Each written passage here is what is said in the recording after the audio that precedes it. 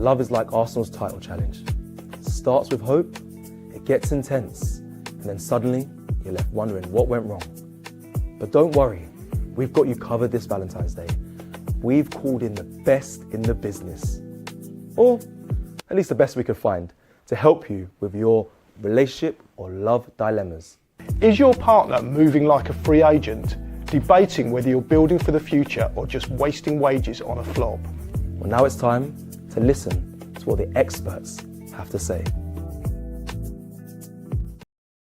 Actually out now, that video, absolutely brilliant. I'll tell you, I was laughing, killing myself with laughter yesterday for that Valentine's video. If you haven't already seen it, go and check it out right now. But we're focused on the game today.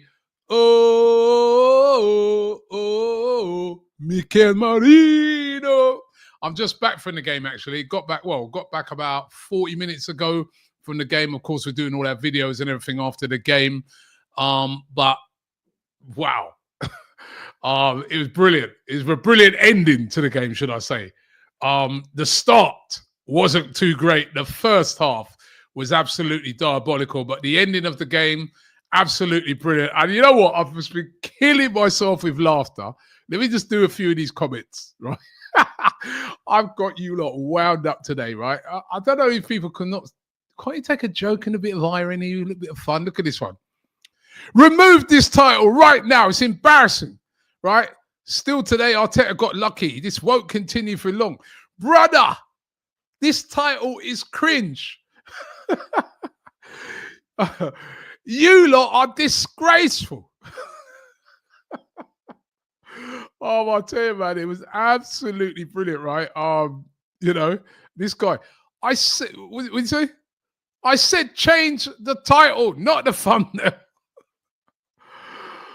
I hope this headline is a wind-up. It is a wind-up. But let's have a bit of fun. We won the game, right? It was a horrible performance in the first half, but in the second half, Mikel Merino coming on and getting a brace. Absolutely brilliant. I was at the game. The atmosphere was fantastic from the Arsenal fans. And Mikel Merino, he's the guy there. You can see his picture right there. And that was posted by Calafiori. He turned up, and his song is brilliant. Being sung at the ground today. Let me get a clip of it, right? A clip that I filmed. These were the Arsenal fans singing Mikel Merino's name after he scored the goal. Check this out.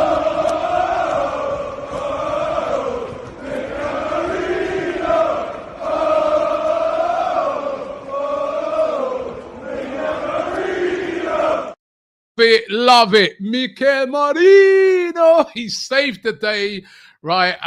With that 2 goals, well taken goals.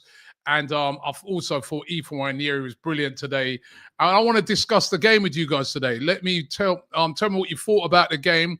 What did you think about the performances? Ethan Nwaneri today, I thought was absolutely brilliant. This kid is fantastic.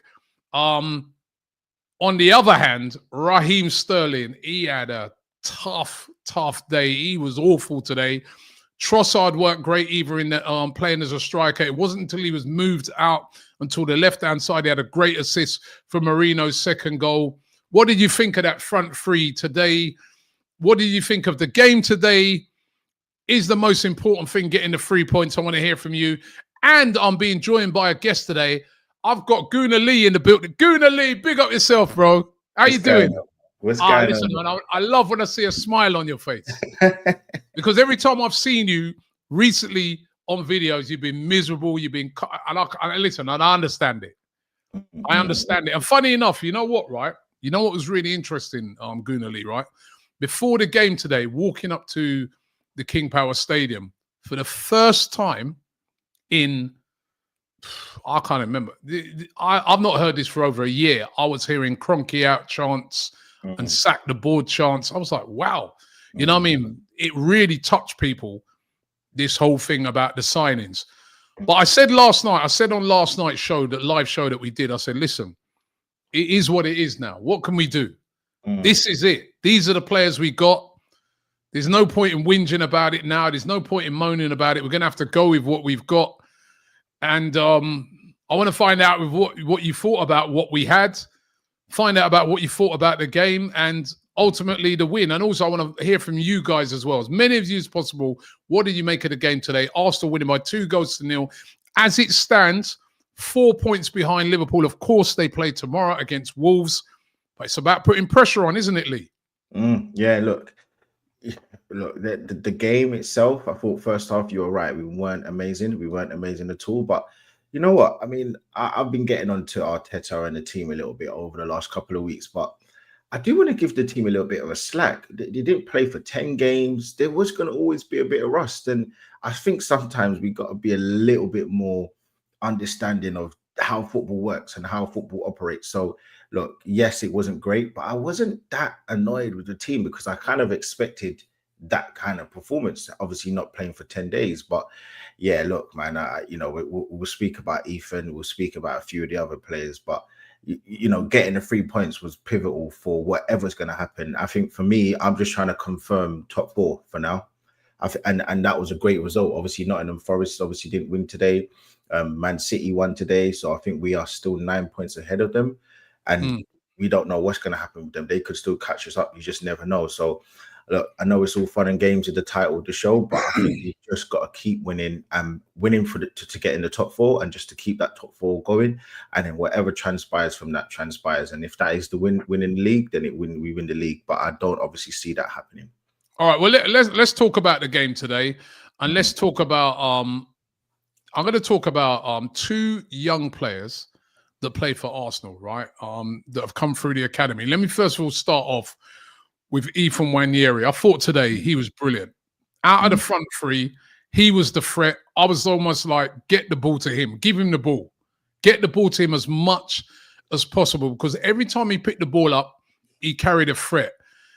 The skill levels of this kid, he's not scared to shoot. He has no fear whatsoever. I absolutely love what he's doing at the moment. I mean, Saka must be sitting there thinking, hey, you know what? Bro, not necessarily that, my place is under threat, but this guy's giving me he's going to give me serious issues when I get back in the team. I mean, on that right-hand side, he looks excellent. We know he can cut in and get shots off. But also what I liked about him today, he weren't afraid to go out wide as well and use little tricks and that. And he was a real handful, wasn't he? Yeah. I think, you know what, the thing about, I'm sure Ryan himself, he clipped me up a few weeks ago when I spoke about Ethan Nwaneri, and I said, look, that game we played against, I believe it was Everton, he came on and he wasn't great. And I said, I had that famous argument that Rio Ferdinand was in the comments for, saying, look, any sort of praise he gets is great, but also when he doesn't play well, he needs to get the stick for that as well, even if he's 17. Yeah. So for me, look, today he deserves all the praise. That guy today, ball carrying, control, balance, skill, driving forward with the ball, like taking players on. He's just a breath of fresh air. And look, I'm not going to go as far to say this, but he reminds me a little bit of Palmer in the sense of nobody knows what he's like last season. So they don't know how to mark him. They don't know how to defend against him. They don't know what to do against this guy. He's so good. And again, I'm not saying he's Palmer. I'm not saying he's on the same level as Palmer. Good comparison, though. Good comparison. It just reminds me of a guy that he's so new to league.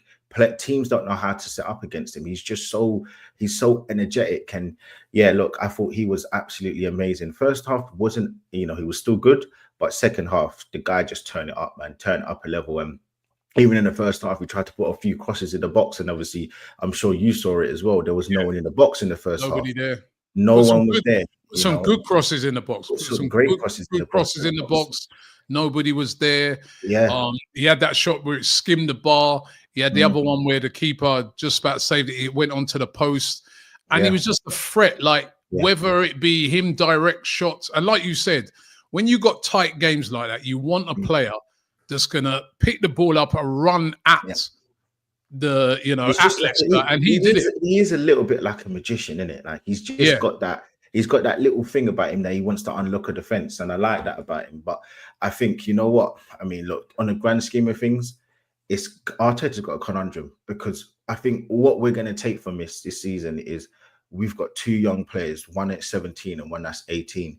They are not bench players. They're not. They're not rotational players. They're starters in a top team.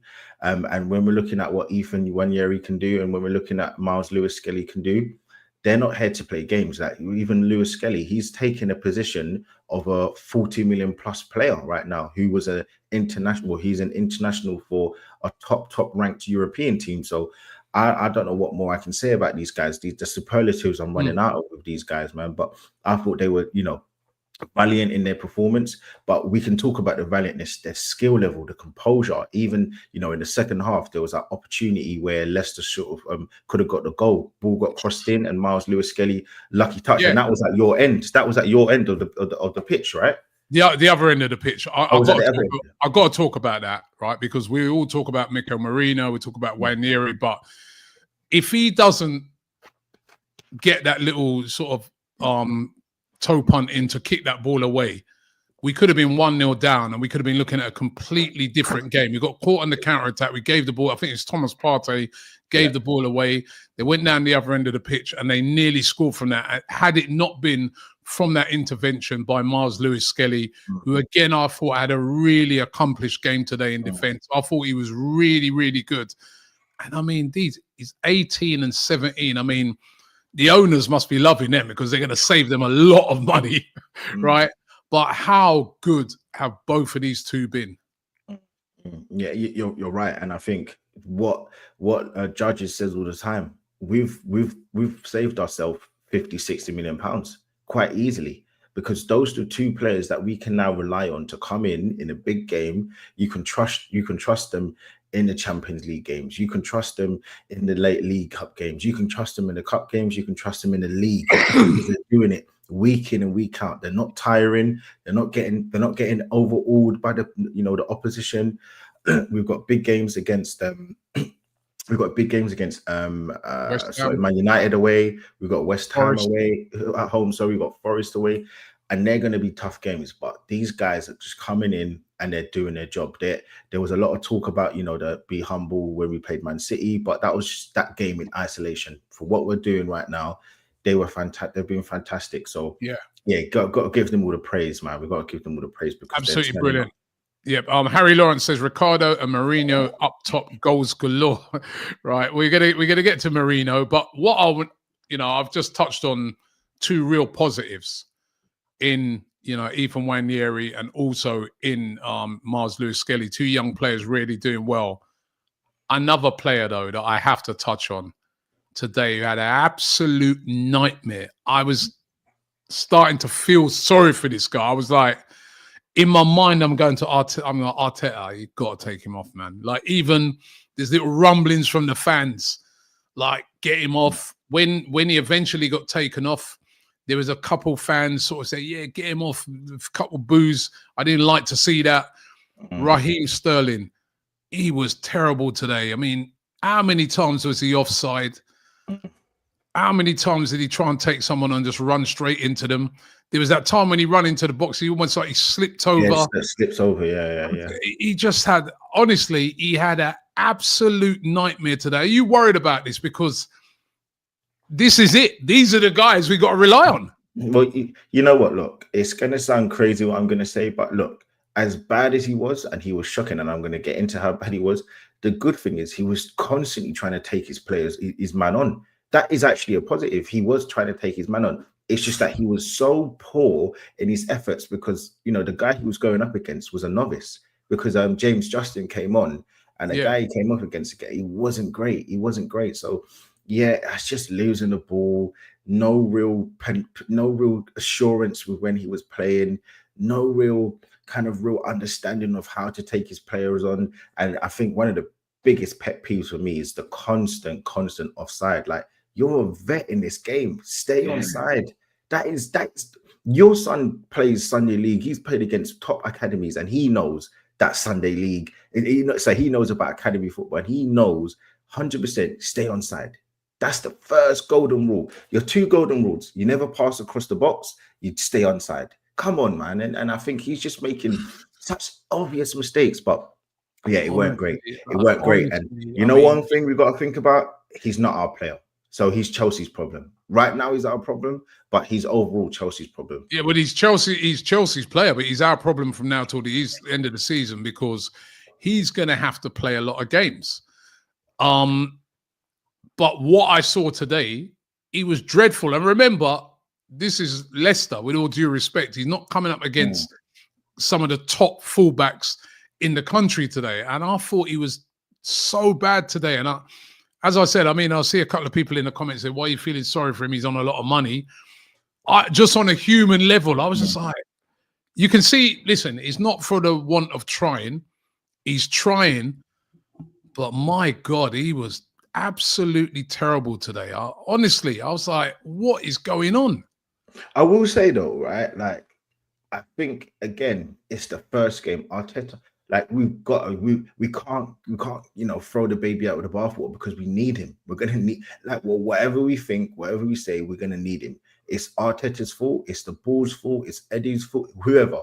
Currently, where we are in this league, we're gonna need him. And for all of that, all what we're saying, we can't revoke his Jamaican passport right now. We can't do that. We got to wait until the end of the season before we revoke that, man. We can't do that, man. But like SMG says, he's got to step up. He says he will. He needs a big game, doesn't he? He needs a big game. Honestly, West Ham next, right? West Ham next. Do you start him against West Ham? You see my thing though, right? I was saying to my mate, was that bad. I can't. I look. It was great to see what Merino did, and we're gonna deep dive that in a second. But I don't know if that's a great option to start with. I think we scored the goal because we wore them down so much. Because in the second half, we had a lot of the ball. We had a lot of the ball, and we kept. They didn't really do much with it. They didn't attack. Every time they hoofed it forward, we'd just go forward. We'd win the ball back again. So I don't know, man. I wouldn't go too crazy. I think one more game we need to see what he's like, because his next game at home with the crowd at home, he might play a little bit better. Look, I don't believe in Sterling. I said at the start of the season, he was one of the reasons why we're going to finish third, because that signing was so pathetic.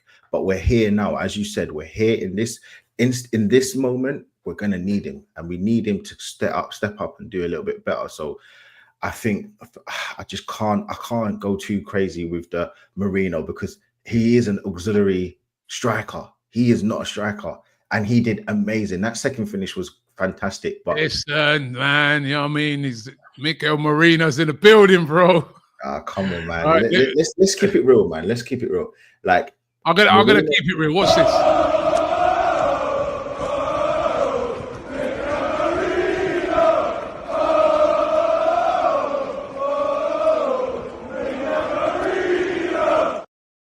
Merino has arrived, Goonally, man. Trust me, man. 2 big goals in the game.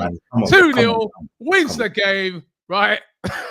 No, come on. Let's be real, right? Look, it was a great goal. 2 great goals. I thought the header was a great finish as well, actually. Yeah. I'll be honest with you.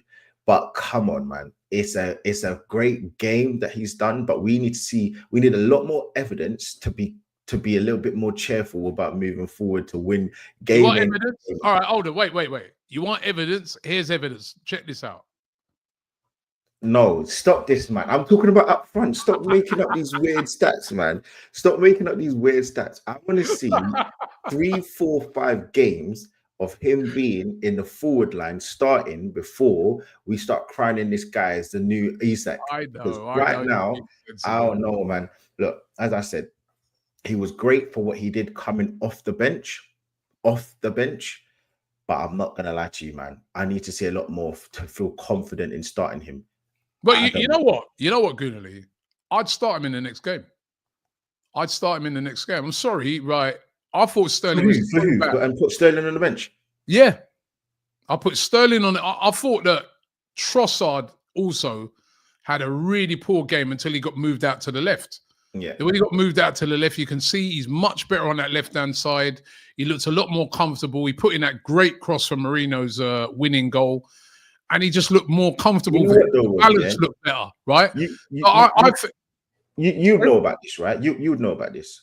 You've been watching football, and there's one of the most famous kind of players that we had, coming off the bench in God rest his soul, Reyes.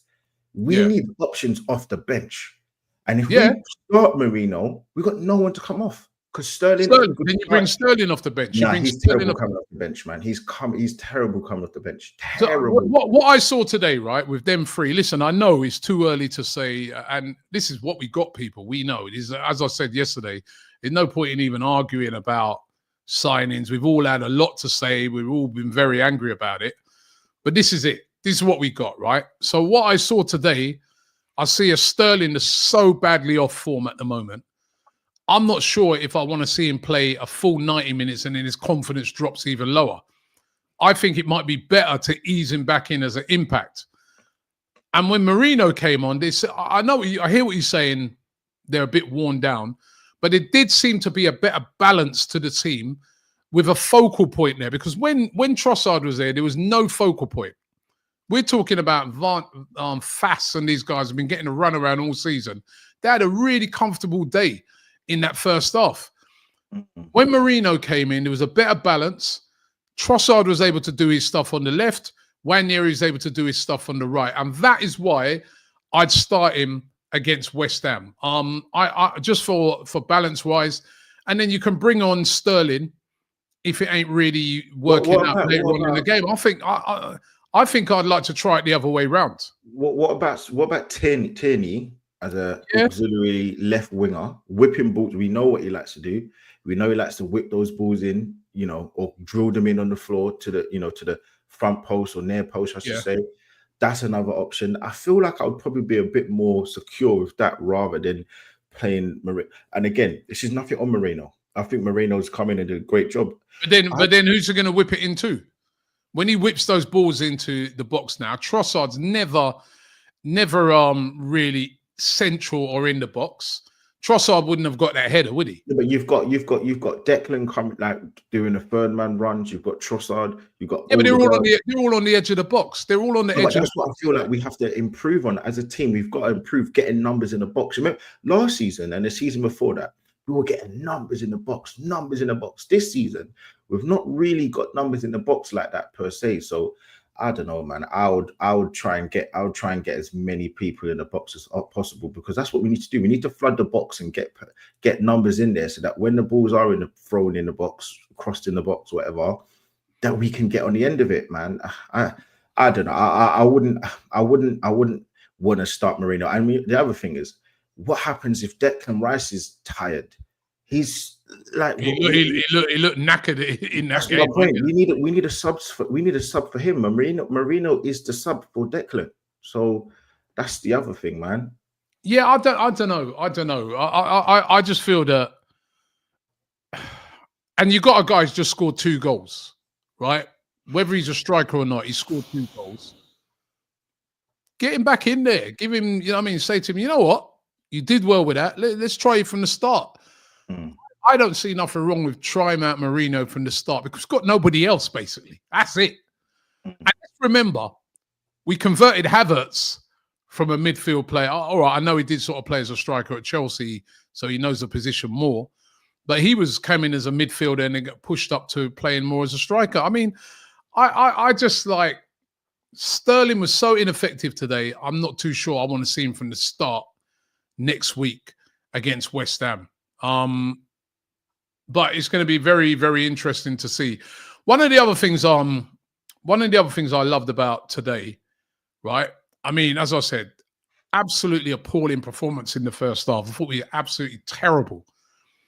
But I did like the fight that they showed and determination in the second half. I mean, we don't give enough credit for those sort of things sometimes. They showed players. I thought Declan Rice epitomised that. I thought also Odegaard stepped up in the second half as well. What do you think of that? Yeah, I think definitely Odegaard. I think Odegaard is somebody who he sometimes does flatter to deceive. I think it's hard because we always have these conversations. Is he world class? Is he elite? Is he meant to be the captain, or is it meant to be Declan? And today, I do think he stepped up. I think over the last couple of games, he's not kind of really done it the way he should do. But yeah, no, I think Odegaard is somebody who I can look at and say he was instrumental in us kind of helping to get those 3 points. I thought he was a definite kind of shining light for us today. I still think he needs to do more. I do think he needs to do more. I think he needs to keep that ball a little bit more and try and be a bit more risky. Sometimes it's so safe. Like sometimes I want him to just take a shot from the edge of the box, but he's just a bit not lazy, but he's just a bit risk averse, man. I just want him to be give a bit more oomph. But yeah, no, in the second half he definitely did. But you're right. I think Declan pretty much throughout the game, I thought he was trying to bust the gut to get into the box. He was trying to make those third man runs. And as I said, I don't think the performance was complete, but I didn't expect it to be. This is the first time where they're trying to play with this new system, with players who we can all see are inept. They're not good enough, some of them, like Sterling, for example. So, look, I wasn't expecting the Harlem Globetrotters football. I was expecting to see a bit of a mishmash performance and them trying to work out how to get into the game and how to improve bit by bit. But I'll be honest, man, more and more as the game grew, we got a lot better. The team got a lot better. And you're right. I think those was, some real shining lights. But I also want to give a bit of a shining light to Timber. I thought, again, he's the guy's just he's a unit. He's an absolute unit. Like he's just so good.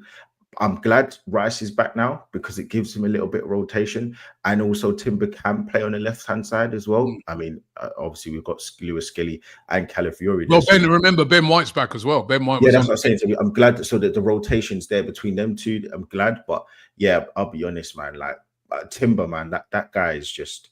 Yeah, bro, I don't know, man. I don't know how to describe him, but he's just too good. It's really funny in the first half. I think it's the second half actually. Ben White was warming up at the start of the second half, and all the fans are singing Benny White, White, White, Benny White, White, White, and this guy turns around and says, "Forget about Benny White, White, White." He goes, "The way we're attacking at the moment, we need Ian Wright, right." You know what I mean? I'll tell you, man, but. The fans were brilliant today, I thought. Great atmosphere from the Arsenal fans. They turned out in their numbers. And I really got to big them up because, remember, there's been a lot of doom and gloom around this week with what's gone on. And for them to turn out and really get behind the team, I thought was really, really good today. Super chat coming in from midfield. He says, how do you think about changing the system?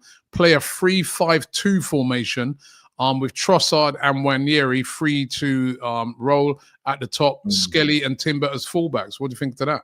Yeah, listen, I suggested that myself. I think if you just got your nice, solid three centre-backs in Gabriel, Saliba, and it can be one of Calafiori. It could even be Ben White.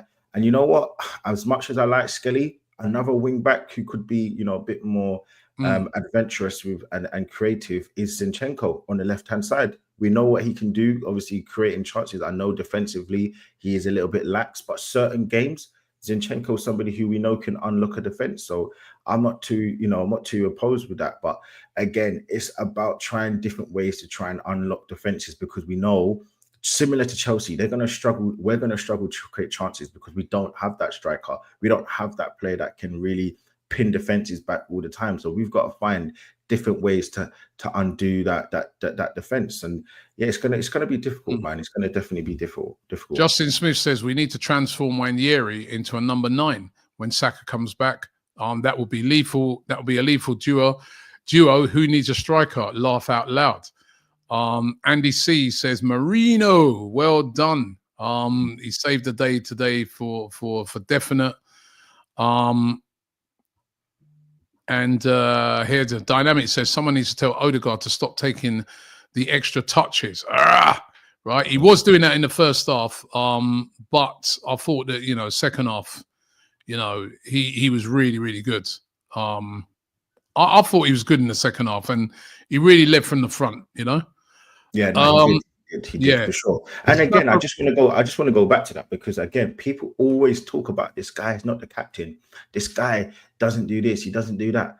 Well, can we give a bit of an allowance to the fact that we've got no striker, that we've lost our right-hand side? He's coming back from injury. He's obviously also playing poorly. There's a culmination of things as to why he's not playing well. It's not just on him. He's having to adapt to find different ways. We also don't have a proper left centre mid in the team.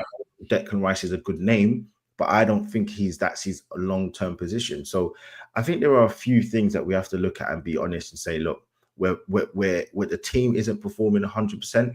Saliba's looked rusty at times, but that's not who he is. I just think when we get our full players back and we can fight, then we can judge him. That's what all I'm saying. I'm not saying he's the best thing since sliced bread, but let's get our full team back. Then we can judge him accordingly to say whether he's good enough to lead us to the title or not. That's all I'm saying. Yeah. We've got to give Mikel Arteta a lot of credit for today. I know you've been really on his case recently. 15 games now, unbeaten. This is actually the longest streak under Mikel Arteta. 15 games unbeaten. Lots of adversity in recent weeks. Lots of injuries. But he's still getting a tune out of the players. They're still playing for him. You know what I mean? They're still winning games. Second in the league, 4 points off of Liverpool. I know Liverpool got their game tomorrow. Have we got to give him some credit? You got to give him some credit. I know you've been very, very critical. Yeah, let's focus on you. You know what? Go ahead and give him some credit. I'll be honest, right? I'm not really here to give no credit as of for now. Look, hold on, wait a minute. What do you mean you're not here to give no credit? It's a one game basis that he's done an okay job. But listen, no. Stop. Lee, stop. I just said he's on a 15-game unbeaten streak. It's the longest unbeaten streak he's had, despite all the injuries to key players, despite all the adversity. All right, maybe you might not like this. You may not like who he's not signed this person or that. It's a 15 games unbeaten. Do you need to give him some credit? No, and the reason why, as I'm going to say, is I remember when Emery was on a 22-game unbeaten record, and it didn't feel like it was going to lead to anything. And ultimately, I want to win trophies. I want to win the big trophies, and I'm too annoyed with him this season, man. I don't feel like he deserves the respect of me changing my tune. I can give him a little thumbs up. 15 games. I give him a little thumbs up for today. But I'm not just today. 15 games. All right. 15-game unbeaten streak. Let me just ask you, Rob. That's good form, isn't it? Okay, Rob, let me ask you, because now we're going to get to the real meat of this conversation. Yeah, we're going to get to the real part of it. These 15 games, where is it going to lead us to? I don't know. No. You do know. Where do you think it's going to lead us to? Listen, Liverpool are the favourites to win the league. Liverpool should win the league in the position that they're in, right? But he's on a 15-game winning streak. Well, not winning. He hasn't won all of those, but he's on unbeaten in the last 15 games. That's the longest unbeaten run he's had since he's become the manager of Arsenal. Okay, can I ask you? He's had injuries. Hold on. If we drew all 38 games, that's unbeaten. Yeah, but we haven't drawn them all. No, but I'm asking. We haven't drawn them all. No. Hold on, let me finish a second, then you can come in, right? Because we haven't drawn all of those games. 15 games unbeaten, right? He's had Saka out since December. It's his fault. He's had Jesus out. His fault. Right? His fault. All right. Yeah. Jesus is out. His right. fault. He's had Wanieri was out at the start of December. Martinelli's out at the moment. Right. Who else has been out? Ben White's been missing. Like, to be honest, the majority of a lot of his key players from last season have been missing. Martin Odegaard was missing first 3 months of the season. You got to give him some credit. Rob. You may not. I'm not saying you've got to like everything he's done. I get it. But simply on the pitch, those players are playing for him. You've got to give him some credit. They are. Listen, he's done good because, yes, they're good. He's got some good players in the squad. But ultimately, I'm not happy. I'm not going to start just changing my tune and, giving him all the praise under the sun because... No, you haven't got to give him all the praise under the sun, but you can give credit. Nah, I'll give him credit for today. Yeah, I'll give him credit for today. I give him a thumbs up. What are the last 15 games unbeaten? No, I give him in the league. We're talking about the Premier League. No, I give him a thumbs up for today. Premier League. No, because I just said to you. Oh no, my point was I going to say to you, if we was to draw all 38 games in the league, now But we just haven't. let me wait. That's Just not a good point. let me let my point. My point, your point is that we've not lost in 15 games, but it's the same thing. We're probably going to end with no league title, no Champions League. So if we had won 15 and drawn one and drawn 15 in the last 15, one and drawn some, or drawn all 38 games, we still won't win the league. And that's what I want to win. So you can give me all of these stats about we haven't lost in 15 games, but ultimately, where is it? Where is this end goal? What is the end goal? The end goal is winning trophies. So, I'm with you on that. I'm with you, but a team can be better than you in the season as well. Liverpool have been better than us. They've lost one game. They've lost one game all season in the league. We've lost 2 games. Yeah, right? They've been the best team in the league this season, but he's had a lot of adversity. Listen, no matter what you think about him, no matter what you think about how we've played, or I know the transfer stuff, there's a lot of validity in there. You know what I mean? We should have signed a striker. I agree with you. January was appalling. I agree with you, right? But on the pitch, even if you don't like the performance, he's gone 15 games unbeaten. He's still got, he's still in the race. We've lost 2 Premier League games all season. And I'm specifically focusing on the Premier League right now. Okay, cool. Right? He's lost 2 Premier League games all season. Liverpool have lost 1. Right? Liverpool have hardly had any injuries. They've not had any injuries really to any of their key players apart from, say, Alisson when he was out. Right? Mm-hmm. He's had to battle against all that, and he's still got us. You know what? It reminds me. You've got to give him some credit. You've got to give him some. Come on. No. Do you know what it reminds me of, Rob? Right? You're blaming him for everything. It reminds me of somebody who's put himself in debt for whatever reason. And you know what? They're crawling back this debt. Slowly but surely, they're working hard. They're trying to pay off all of this debt that I give you praise for working hard to get, but you're still in £2,000-3,000. Come on, you can give a bit of credit. Nah, I'm sorry. Unfortunately, you're one of these guys who don't want to roll back in it. You think that people start clipping you and things like that. Let me tell you, they're giving credit. The game. You know what it is, Rob? Because when we've had games this season where we could have done the obvious thing and played Wanyeri, we didn't. Bournemouth away, we played Sterling. We didn't start Wanyeri. My thing, he's made so many mistakes this season that are obvious. But nobody's perfect, is it? No. Okay, you know what? You're right, Rob. No one is. But my thing is, and I keep saying this over and over again, with Arteta, the issue that I've had with him this season is that he's made such obvious mistakes that any novice could see. Playing the right players in the right positions, playing Wanyeri at the time where look how he's performed this season. So for me, all I'm saying is I'm not asking him to, change the whole team. I'm not asking him to do such real difficult things. I'm asking him to do the real small things to make a difference to win us the league.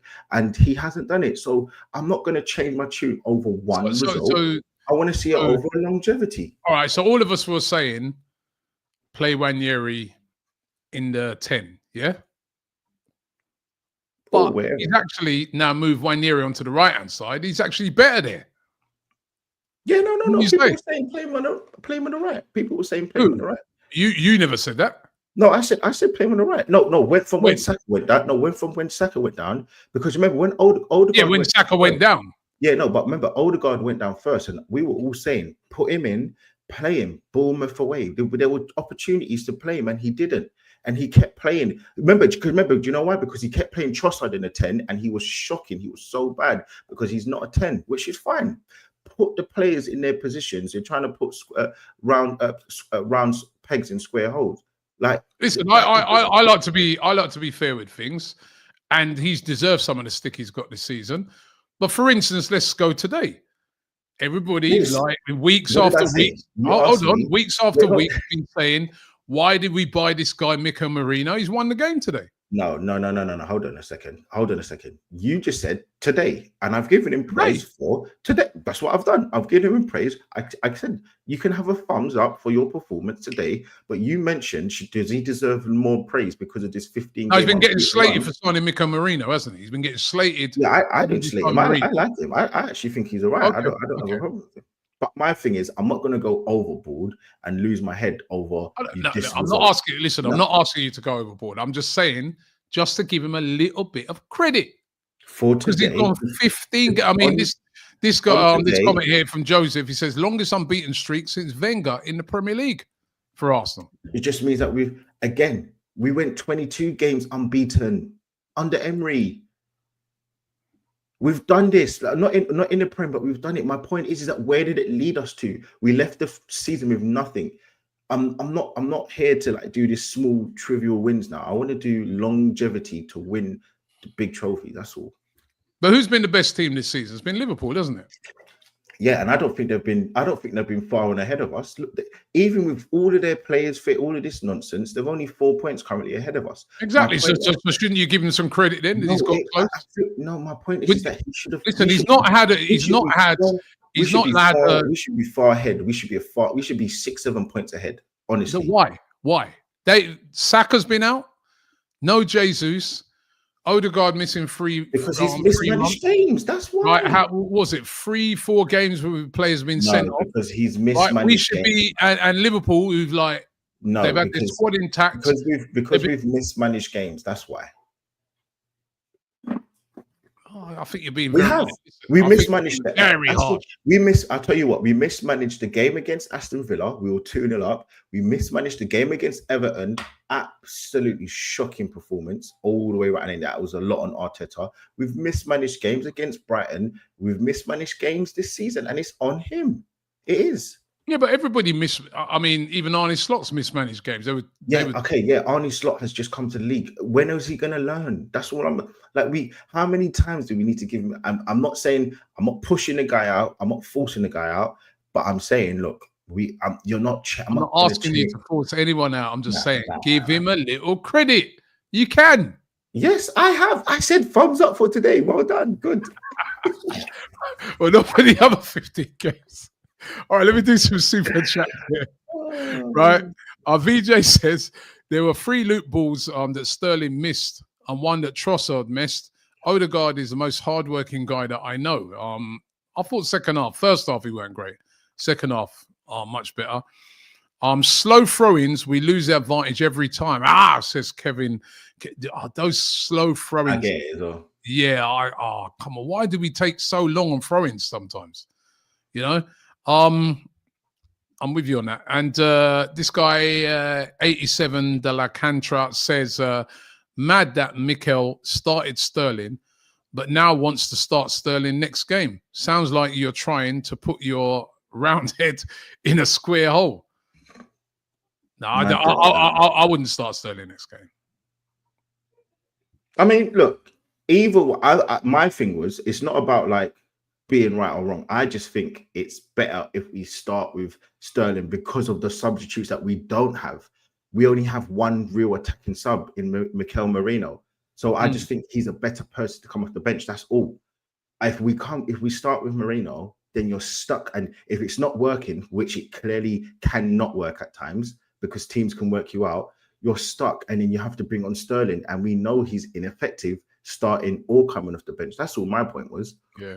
You know what, right? Let me give some credit to Merino as well. Like the 2 finishes I thought were good. Fantastic. Right? You know, the first header, we know that Merino is very good in the air. We even saw it when he plays for Spain. He's good in the air, and I thought he took his header. I mean, listen, we've seen Havertz this season miss a lot of them headers, like those type of headers where he's come off his shoulder and stuff like that. He was really clinical with that header. He rose up, great header. And then the second finish, that was a great finish. You know what I mean? That was great. That was like a striker's finish. You know, and I thought when I saw that, I'm like, well, yeah, let me see him again in that position. That's what I'm saying. Yeah. I thought the second one was a great finish as well. And that, you know what, we also have to say, and I don't think we have mentioned it. I don't know if you did, that the hold up play and the cross by Trossard, mate. I mean, he had about 3 guys around him, held the ball up, and for all the things we say about Trossard, sometimes his delivery into the box, even though he's a great finisher, that was a great cross into the box. And you're right, as you said, it was a great finish by Merino in the end. So yeah, fair play to him for sure. Yeah. Let me go through a few of the results today, because obviously there was a lot of games on today, some of them affecting the league. We know that Chelsea got beat last night. I note that Clara Bitsy, who's a big Chelsea fan, who came on last night, was giving me a load of stick, and I said to her, what you should really do is concentrate on that game against Brighton. It's going to be a very tough game. They got turned over 3-0. It could have been more glorious. And she's missing today. No Clara Bitsy, unless you're out there and you would like to come on and give us a little comment. But no Clara Bitsy missing. Chelsea beaten 3-0 last night. Of course, in the early kickoff, Arsenal going away to the King Power Stadium and beating Leicester by 2-0. Aston Villa. I've noticed that Yardman has gone really quiet on the Unai Emery, manager to Arsenal thing, right? Drawing at home to Ipswich. And Ipswich are down to 10 men for most of that game. But, pretty poor there. Ollie Watkins did score in that game, by the way, a player that we were trying to sign in January.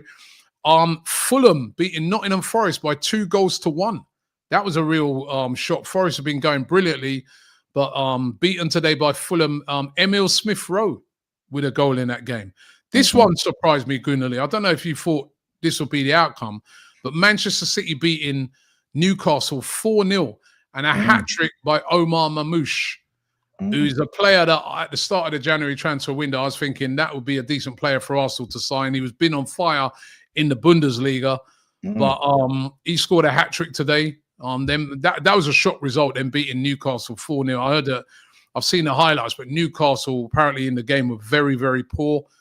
Bournemouth continue how well they've been doing. They beat Southampton by 3-1. West Ham, who we face next week, lost at home to Brentford. Apparently they were really poor as well, but maybe a good result for us considering we're going to be playing them next week. Their confidence will be a bit low. And Crystal Palace got beaten by Everton. Everton really on form at the moment. Everton beating them by 2-1 in the late kickoff, which when we look at the table, at the top, Liverpool are still top. Of course, they play tomorrow against Wolverhampton Wanderers. But a little bit of pressure on them on 57 points. Arsenal 4 points behind now on 53. Nottingham Forest on 47, so he moves 6 points ahead of them after the game today. Man City into 4th on 44 points. Bournemouth into 5th on 43. Chelsea dropped to 6th and Newcastle dropped to 7th. And at the bottom of the table, as we know, Southampton still rock bottom on 9. Leicester on 17, Ipswich on 17. Wolves on 19, 2 points ahead of the drop zone. But if they could get a win or a point tomorrow, that will really start to be putting a little bit of distance between them on the bottom 3. So tomorrow's a big game for Wolves. Big game. They've got a lot on that game and a lot to play for. It is. You know what? I might have to actually chat to Jason, because I feel like I need to do a hate-along watch for Newcastle every single week on DR Sports, because we need Newcastle to not make Europe, because I am campaigning on this very channel on AFTV every week, Isak of the summer 2020. Why? Isak. We need Isak. We've got Merino, man. What do we need Isak? You know what, right? I came out of the ground, right? And this guy goes to me, he goes, Robbie, I already hear these cronkies. They're probably sitting to themselves and say, look, hey, we got the guy Isak. we got Merino. We don't need Isak. We got Merino. We're good, man. Sesko and these guys. What do we need him for? This guy Marino's going to solve all our problems. And we know he won't solve our problems. If the Cronkies were ever thinking that, I might fly to Denver myself and do some bodily harm. Bro, I wouldn't put it past them. I might go out. I wouldn't put it past them. I might fly out all the way. You see that? Where's that famous picture of Cecil? Me and Cecil are going to that famous club in America, and we're gonna go find him. And it ain't gonna be no friendly pictures. Ain't gonna be no friendly pictures. I'm telling you that now. So yeah, honestly, listen, you make a good point. If Isak doesn't, if they don't make Europe. We've got to be the first ones at the front of that queue. I'm being Rob. I'm being deadly serious. Because look, I'm not dumb. I'm not, crapping on any of our players. I like all of our players. I really do. Even Isak would be perfect. But I'm being real. If we had Isak in this team, he would solve. He can come off the left. He can go down the middle. He can start. I mean, not to say I want him to. He could interchange with Saka on the right. And you could still play Havertz. You could have whoever you want. The guy, I would want him down the middle.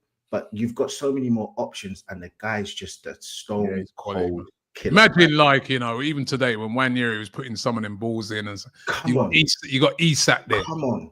And the thing is about Isak as well, he's so good, right?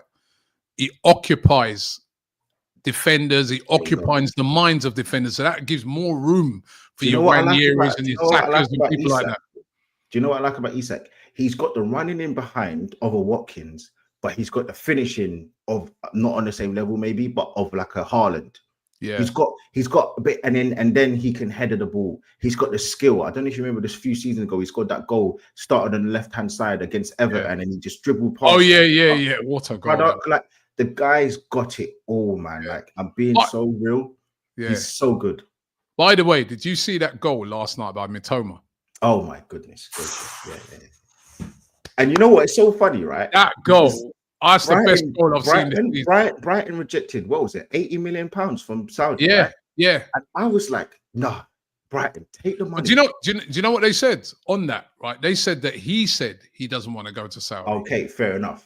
So you know, full credit to him. He's like, I don't want to go to Saudi. Bro, I'm thinking Brighton, make like in a horrible way, force him at the door. 70. So Matoma was a good player, but not 70 million player. You could still. What a goal. I just looked at him and I'm like, yo, he scored a great goal the other day. He scored a great goal yesterday. And I'm like, nah, you see, he's paying back that 70 million straight away, because obviously the higher up they get in the league, the more money they get. And now I believe they're like in the top 9 or whatever it is, or whatever they are. So fair play, man. Fair play. They're close to the European spots as well. So fair play to them. Tomorrow's game. Liverpool at Wolves. Liverpool at home against Wolves, sorry. Any possibility that Wolves could? I mean, listen, Liverpool have had quite a bad week. Got knocked out of the FA Cup by Plymouth. That was a real shock. I know they changed a lot of players, but it was still a very strong forward line. We're talking about forward lines, and they had a strong forward line out there, decent enough players on there, 13 players playing there. Got knocked out by Plymouth, real shock. And then that last-minute equaliser against Everton, they dropped points there. Could Wolves, Mateus Cunha, could they go there and get something, even a draw? Do you know what the annoying thing is about the bottom half of the table is? And I know Wolves are the exception, but all of these teams, they're not threatened by the bottom. They're not threatened by the bottom 3 because they know that they're going to probably be safe. Now, I know Wolves are currently flirting with relegation, but I feel like Wolves know if they won 3 games in a row, they're gonna be safe. So I feel like they can throw this game. I mean, I'm not saying they will, but I feel like they could throw the game. But look at the opportunity they got here, right? Because Ipswich lost today. So did they drew. Ipswich drew, man. They drew. Sorry, you just read it out. Correction. Yeah, that was actually a decent point for them. But they drew away at Aston Villa. Leicester lost. Obviously lost to us. Wolves are on 19 points, so they're 2 points above Ipswich, but they got a better goal difference. Even a point there moves them another step further away from that relegation zone. This is a big game for them. I mean, if they went there and won, I mean, that'd be a miracle. But if they went there and won, but if they could even get a draw there, I mean, for them, they've got a lot to play for in that game. Well, you know the good thing. I don't know if it's just a throwaway game. The manager's out, right? Slot is out for that game. I'm not sure if they said he's. I think he's on the sidelines for that game because they haven't given him the decision yet. Yeah, okay. I thought he was out because I don't know. You know what? They're missing Curtis Jones, which I think is an advantage to Liverpool. I can't stand him. I think he's so basic, so average. So I don't know. I think they've got. He's been having a good season, to be fair. But I don't see Wolves winning at Anfield, man. I just if I'm looking at Liverpool, they've got too many goals in their team. That's the problem. They've got too many goals. I mean, you've got Gakpo, you've got Salah, who's going crazy this season, like 40 GA this season. It's like, I know Jota's not, scoring all the goals currently, but he can get a few goals. Nunes got a late goal against Brentford, 2 late goals, I should say. So they always get these late goals, man. So Cunha is the only hope. Cunha, if you want to come to the Arsenal, do something tomorrow, please. Because the guy, that team, they just can't defend. They ship goals for fun, man. I do like the manager, though. I do like their manager, the Portuguese guy. I do like him. So, listen, we're hoping for a draw. We're hoping for a draw. A win for Wolves would be fantastic. But my thing is, and I'm gonna ask you a question. If they were to drop points, do you feel like we'll take advantage? Well, we would have done this week, innit? Because we played. Yeah, no, but I mean, like over the next 3-4 games. I'm saying. Listen, I look at our next two. West Ham at home. How many? We're 4 points behind right now, yeah? Yeah, 4 points behind. West Ham at home. I know we lost to them at home last year, but I'd expect us to beat West Ham at home. Nottingham Forest away. That's a tough test. I'm going to that game as well. I'm going to that game. You'll be there. Yeah. That's a tough game. That's even when they're down, there's always a great atmosphere in that stadium. It's a night game as well. That's a tough game. They drew with Liverpool. Who's Liverpool's games though? What's Liverpool's games? Yeah, but then I was going to say Liverpool have got some tricky games coming up. Wolves game, you'd expect them to win. Let's be real, right? But if they did drop points in that, their next couple of games they've got away to Aston Villa, which has been played during the week. They're playing that game during the week, which is because it's funny because at first I was looking at it, why they got to play that game during the week? But I think it's because of obviously the Champions League games come back in, and then they're in the Carabao Cup final. So they've had to, obviously they can't play it the following week because the Champions League games start back. So they got Villa during the week. Let's just say this crazy scenario, they'll draw tomorrow. So then it's 5 points, but then they lost. They lost to Villa, right? And then we beat West Ham. We'd then be within a couple of points of them. That's a crazy scenario, I guess. But their next 2 games after Wolves, or their next 3 games, they've got Villa away, they've got Newcastle, and they've got Manchester City away. That's not 3 easy games. I do feel if they come through those games, they've got one hand on it. I can't see them dropping that because effectively that would be 4 games in a row. You're asking them to like physically just crumble because it would have been okay. Forget the FA Cup, that's not the league. So Everton, they've drawn in the last minute, and remember they were literally there. That the league was done. It was 9 points pretty much. Then it went back to 7. Then Wolves, who are now what are they? 17th, 16th, what in the league, whatever. You're hoping on a prayer. Yeah, to be honest, I don't expect Wolves. Aston Villa. But that's a tough game. Villa always tough. Though, Aston Villa look good, but even today, look what you've seen. They've drawn against Ipswich. They're a weird team. Yeah. They're a strange team. They just can't. And I know they've got a few defenders out. I know they've got I can't remember his name. The Konza's out as well. But I look at them and I'm like, they're not all that, man. I just see they look good on paper. The name looks good, but they're not great. And then Man City, same thing. You look at them; they've got a midweek game against Real Madrid. They beat Newcastle 4-0 today. I know, but you look at them and you're thinking they look good on paper, but they can't defend. They can't. Yeah. I know today they look good, but they can't defend for love nor money, man. I'm not too sure if I can trust them to losing us points and us for us, because you know what would happen, right? Aston Villa will draw during the week, and all of a sudden, we then lose. Lift it up, man. Come on, with a bit of optimism, right? But Astro says, Robbie, you're ignoring your own schedule. No, I just did our schedule. I'm just, I said, we just spoke about how difficult a game Nottingham Forest will be, especially with all the players that are missing. And this is where, going back to the January thing now, what upsets me the most, right, Goonally, is the fact that, let's say some of those scenarios did happen, we haven't given ourselves the best chance to capitalize on it. That's what annoys me. But let's see. Let's see. What? We could look. We rise Wolves, rise Cunha. We could. I think we're banking on Aston Villa and Man City doing us a huge favor. And Newcastle, they got Newcastle in that time as well. Although they got absolutely smashed today at Liverpool. The good thing about the teams that they're playing is they're all 3 of them teams you just said are fighting for top 4. Newcastle, and all 3 of those teams on their given day could beat Liverpool, can beat Arsenal, can beat anybody if they turn up. So that's what I'm saying. They're tough games. They're not. We look at the Wolves game, we expect Liverpool to win. You look at Aston Villa away, yes, but you could drop points in a game like that, even a draw. You look at City away, could drop points, draw in a game like that. You look at Newcastle at home, should win it, but it's not easy. So I think if they negotiate those games, they're probably nailed on certs to win it. But these are some tricky games that they got coming up, and then of course they got Champions League returning in that as well. So it's going to be interesting. It's going to be interesting. But listen, Goonally, I want to thank you very much for coming on today, man. You was a great sport. You know what I mean? You didn't give you gave Arteta credit for today. I gave him credit today, man. I gave him credit, man.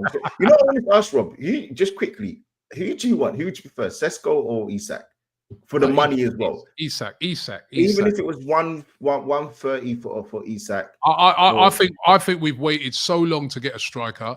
If it's 130, it's 130. Yeah. Why have we waited all this time then? What would you go up to? 150? 150? Yeah. Okay. We need a striker and we need a top class striker. And if we got 150 available, I know these lot will never pay 150, but I'd pay it. But you would pay it. Okay, cool. I pay it. We've waited. You know what, right? It's like, we're keeping our powder dry. We're waiting. Well, if we waited this long, right, then take the 150 out if we've got it and pay it. And that's how I look on it. If it was a thing where Isak's the only guy we could get with that money, because we got 150, and that's it. Or we could get 3 players, Sesko, we could get Zubamendi, and the young boy from I can't remember his name, from Nymphan. Nico Williams. No, you know the centre mid from Norway. What is that? No, Isak. So them three players. No, the Nymphan, Sesko, and Zubamendi. No. If you said to me Zubamendi, Nico Williams, and Sesko, maybe then I might. But if it's just Nypan, Zubamendi and Sesko. You're going 150 on one guy over 150 for. I mean, listen, Partey's gonna go, so we're gonna need a defensive midfielder. But I want to strike. You said Isak though, even though you know that. I want Isak. If he's listen, I think it'd be very, very difficult to get Isak because, like you said, if they qualify for the Champions League, I don't think they're going to let him go. There was this thing that came out yesterday about City winning that thing about the sponsorship. Yeah, the sponsorship thing. Remember, that might be to the Newcastle's advantage, where they can go throw more money at this thing now and may not be subject to such, depths on the PSR. I've not read up enough on it. But to me, if Isak is available and Isak said, yes, I want to come to Arsenal, and the fee was 150, pay it. Pay that fee, right? Because we need a top quality striker. It'll be exciting with the team that we got around it. I mean, Ethan Nwaneri, Saka, Odegaard, Isak. Come on, man. We'll be running to the Emirates. Asmin says, I think that we need to do what we need to do from now till the end of the season is be absolutely solid at the back, not concede goals, and win games by 1-2 nil. I agree. Yeah. And I thought today all the defenders were very solid today. They play really well. You know what I mean? So yeah, that is definitely a plan. But listen, once again, I want to thank you for coming on today. And it was a good win for Arsenal today in the end. But Arsenal win, and now the pressure is back onto Liverpool. So let's see what they do tomorrow. Goonally, thanks for coming on, and I'm going to leave you guys with this.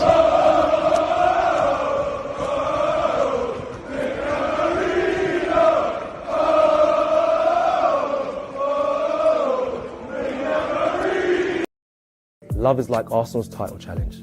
It starts with hope, it gets intense, and then suddenly you're left wondering what went wrong. But don't worry, we've got you covered this Valentine's Day. We've called in the best in the business, or at least the best we could find, to help you with your relationship or love dilemmas. Is your partner moving like a free agent, debating whether you're building for the future or just wasting wages on a flop. Well, now it's time to listen to what the experts have to say.